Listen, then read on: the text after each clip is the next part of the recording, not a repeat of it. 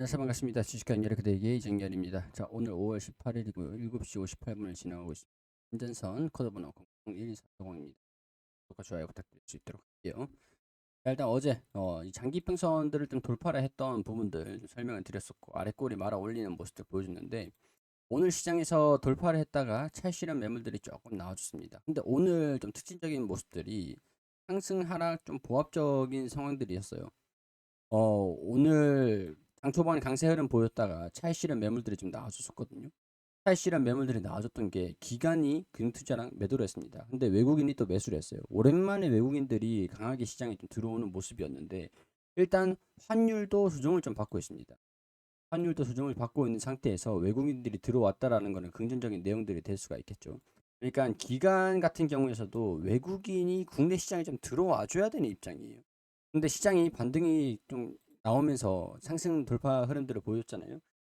어느 때보다 상승 모멘텀이 좀 부족한 상황에서 외국인들이 좀 들어와 주겠다라고 하면은 기관이 외국인한테 매물을 떠넘긴 겁니다. 매수해라라고 하고 물량을 준 거예요. 외국인들이 국내 시장에 들어와 주는 그런 자금들이 좀 있어 줘야. 근데 지금 이제 외국인들이 들어오면서 달러가 조정을 좀 보여주고 있다. 조정을 이 1200원을 좀 이탈하는 모습들을 보여준다라고 하면은 외국인들은 앞으로 꾸준하게 들어와 줄 겁니다. 자, 그렇게 치면은 오늘 외국인들한테 물량을 넘겨주기 위해서 강세를 보여줬다가 넘겨주는 과정 중에서 시장의 집중 흐름들을 보여줬다. 나스닥은 강세 흐름들을 보여줬거든요. S&P는 좀 조정을 받았지만 어찌됐든 간에 시장에서 외국인 수급들 기대를 한번 해볼 수 있는 상황들인데 외국인들이 오늘 대한전선은 살짝 매도하는 모습들을 보였습니다. 이날 매수를 했다가 강세 흐름들을 보여주고 난 다음에 매도로 보합권의 움직임들을 보여주고 있어요. 근데 또 연기금들이 뒤에서 계속 받쳐주고 있는 상황들이에요. 받쳐주고 있는 상황들에서 기관과 개인 투자자들의 순매수 흐름들 좀 보여줬는데 공매도 추이를 보면은 계속 거래 대금이 줄어들고 있어요.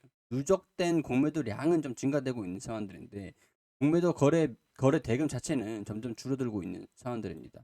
자, 그렇게 되면은 주가가 올라가면 올라갈수록 공매도가 늘어날 수는 있겠지만은 조정을 받으면은 그만큼 반등 가능성들이 좀 있는 상황들이다. 근데 이 방향성을 언제 결정을 하냐 그게 중요한 것 같거든요.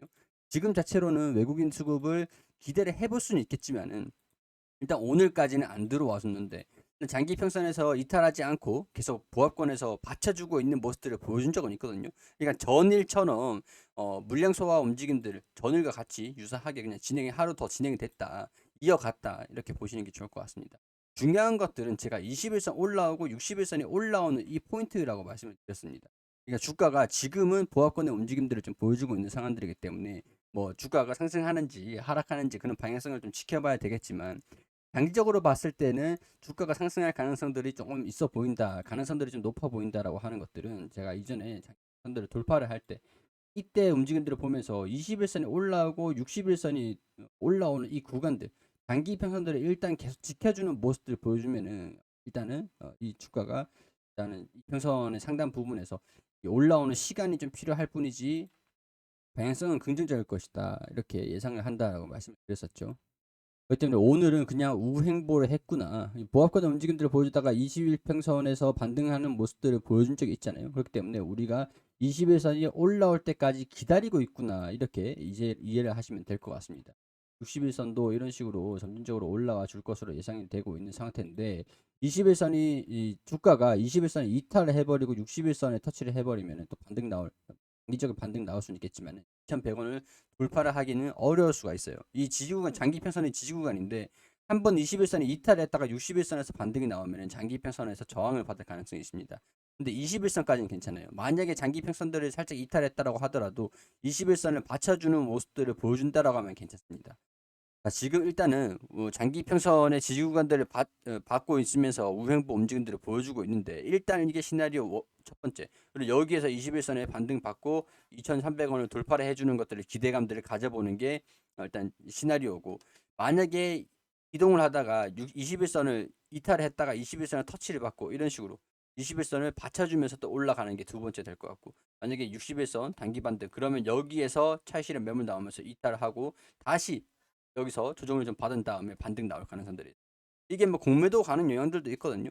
이 주가가 좀 올라가면 올라갈수록 공매도가 증가될 것 같다라고 보고는 있습니다. 공매도가 증가될 것 같다라고 보고 있는데 공매도가 팔실현 해가지고 줄어드는 게 언제쯤이냐 그런 것들을 보면은 방향성은 살짝 볼 수가 있거든요. 근데 공매도는 좀 단기적인 영향들이 좀 강합니다. 단기적인 영향들. 그러니까 주가가 좀 올라가면은 주종, 올라가면 주종받고, 올라가면 주종받고 이런 식으로 움직임들을 보여줄 가능성이 높은데 이때 당시에 공매도가 증가가 되는 거예요.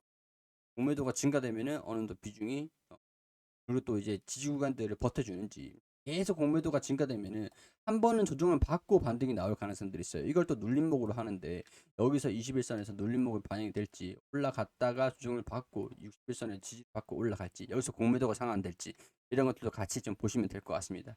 일단 실적에 대한 부분들은 긍정적이기 때문에 얼마 정도 매출이 영업이익이 나오냐 그게 또 중요할 것 같은데 일단 이 1분기에 대한 실적이 좀 줄어들었다 52억 원 가량이다 라고 얘기를 할 수 있는 상황들이 납품이 그 정도로 많이 되진 않았었다. 이게 뭐 어떤 영향들인지 변목 형상 때문인지 아니면 구리값 원자재 뭐 공사 일정 아니면 이 러시아랑 우크라이나 전쟁 여파 때문인지 뭐 어떤 것들인지는 확인을 할 수는 없는 상황들인데 아니면 공장을 이동하는 그 기간 동안에 공백이 발생이 됐을 수도 있겠죠. 공장이 이동을 하는 그 기간에서의 공백이라고 할 수도 있을 것 같은데 일단 그 정확한 원인들은 기업 입장에서 얘기를 해줘야 알 수 있는 부분들이니까 어떤 왜 이렇게 실적이 이렇게 나왔는지는 좀 정보가 좀 제한적인 상황들이긴 합니다. 그렇지만 납품가가 줄어든 만큼 납품한 물량이 줄어든 만큼 고스란히 이제 고스란히 잔고로 있기 때문에 그래도 잔고는 계속 나오니까 납품만 늘어난다고 하면은 고실적을 흑자 실적을 계속 이어갈 수가 있겠구나라고 보는 것들이 되겠죠. 그렇기 때문에 이번 2분기에 영업이익이 100억 원 가량으로 나오는 것들 예상을 한번 해보도록 하고 계속 이제 공장을 이동하는 게 물류 비용도 줄이고 그런 뭐랄까 좀 효율적인 측면에서 진행을 하기 위해서 했던 것들이잖아요. 그러니까 영업이익도 증가세를 유지를 하는지 이런 것들도 보시면 좋을 것 같습니다. 당고는 계속 빵빵하다 이런 것들 말씀을 드렸는데 당고는 사업 보고서나 분기 보고서 이건 분기 보고서를 보시면 됩니다. 분기 보고서 이전에 또 분기 반기 보고서들이 있는데 수주 상황들 있잖아요. 수주 상황들에서 쭉 내려다 보면은 이렇게 수주 잔고가 나와 있습니다. 기납품이 줄어들었으니까 영업이익이 좀 줄어들었는데 수주 잔고가 계속 많은 상황들이니까 이게 수주 잔고가 또 수주 총액이 늘어나고 납품액이 증가되고 이런 또 잔고가 또 유지되고 이런 모습들이 장기적으로 계속 진행이 된다라고 하면은 실적도 무난하게 흑자 흐름들을 계속 이어갈 수 있을 것이다라고 보는 것들도 있으니까요. 이런 것들을 보면서 주가가 이런 거에 반영이 좀 되는 것들 뭐 이슈가 조금 없는 거는 좀 안타까워요. 근데 뭐 한 가지 제가 좀 말씀을 좀 드리자라고 하면 이런 얘기들이 있습니다. 원전 관련된 내용들도 있긴 있었잖아요. 영향을 좀 받기도 했었는데 수소법 개정안 후속 조치로 원전도 청정 수소 범위에 포함된다라는 얘기들이 좀 나와줘가지고 원전 산업에 대한 기대감들도 재차 반영이 될 수 있을 가능성도 좀 있을 것 같고 한진칼 관련돼서도 한진칼의 이대주주로 호반건설에 좀 올라갔는데 여기 관련돼서도 대한항공이라든가 아시아나라든가 실적이 호실적을 기록을 했기 때문에 실적에 대한 기대감들 이런 것들도 좀 영향이 있을 수 있을 가능성들이 좀 높을 것으로 보고 있습니다. 근데 지금 대한항공이랑 자 지배 구조가 이렇게 돼 있어요.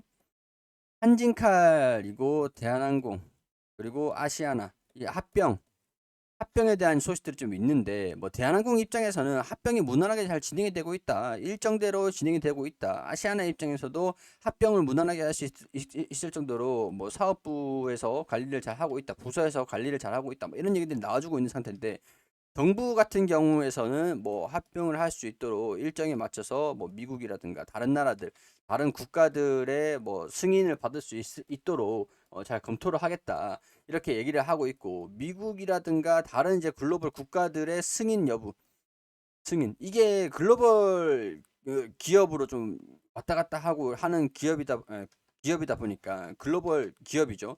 물류라든가 그런 쪽으로 여객 이런 쪽으로도 다른 나라들의 법인들도 있는 상황들이라서 다른 나라에서 한국만 승인을 한다라고 되는 게 아니라 다른 국가들도 승인을 해줘야 된다라는 것들이에요.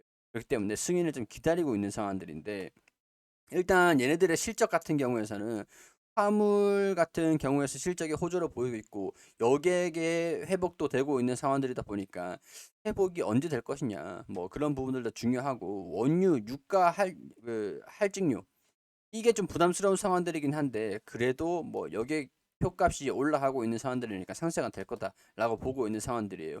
LCC 저가 항공사가 이렇게 지분 한진칼 밑에 대한항공, 아시아나 합병이 되면은 지금 일단 다른 기업인데 일단은 정부에서는 조건부 승인을 해놓은 상태예요. 조건부 승인을 해놓은 상태니까 뭐 같은 회사라고 봐도 무난하지 싶은데, 일단은 그 밑에는 LCC 기업들, 얘네들은 지금 아직까지 적자가 좀 나고 있다라는 것들, 이런 것들 보시면 될 것 같습니다.